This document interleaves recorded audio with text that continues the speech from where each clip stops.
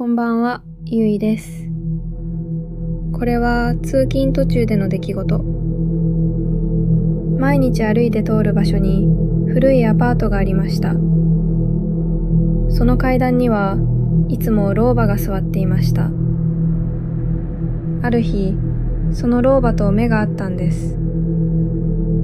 その瞬間、なぜか背筋が冷たくなったんです。それ以来、目を合わさないようにしていました。でも、やっぱり気になってしまうんです。そして、老婆を見かけるたびに、私はあることに気がついたんです。目が合うたびに、一段ずつ下へ降りてきていたんです。気味が悪くなり、その道を通るのを避けるようになりました。数日後の会社帰り、別の道を歩いているとき、何かしらの気配を感じました。古い雑居ビルの外階段、老婆が座っていたんです。それも、もう、かなり下まで来ていたんです。私は早足で通り過ぎました。それでも、思わず振り返ってしまいました。老婆はこちらを見ていませんでした。ただ、うつむいたまま。でも、もう、残り2段しかなかったんです。違う。あの老婆、目が合った時に、動いていたんじゃない。私が見ていない間に、近づいてきていたんだ。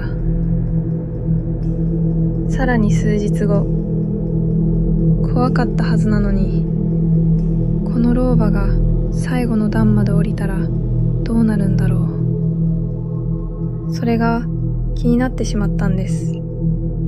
その雑居ビルを通ると、老婆は一番下の段に座っていました。そして、ゆっくりと立ち上がったんです。街にあるガラス、コンビニの窓、カーブミラー。どこを見てもあの老婆が映っているんです。私は帰宅してすぐに鍵を閉めてようやく気づいたんです。玄関に見知らぬ靴があることに。翌日、私は恐る恐るあの古い雑居ビルを通ると階段にあの老婆が座っていました。うつむいていて顔はよく見えませんでした。私は息を止めました。見ちゃいけない。そう思ったのに。なぜか私は目をそらすことができなかったんです。すると、老婆がゆっくり顔を上げたんです。でも、なぜか私は鏡を見ているような感覚になったんです。翌日から私は別の道を通るようにしました。あの老婆を見ることはなくなり、もう会うことはないと思っていました。